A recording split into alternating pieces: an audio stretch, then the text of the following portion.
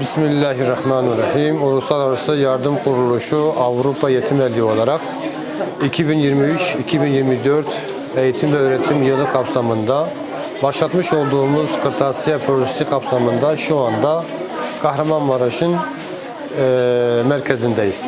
Ve buradaki ihtiyaç sahibi yetim ve hafızlık okuyan öğrencilerimize hayırseverlerimizin vermiş olduğu kırtasiye yardımlarını dağıttık.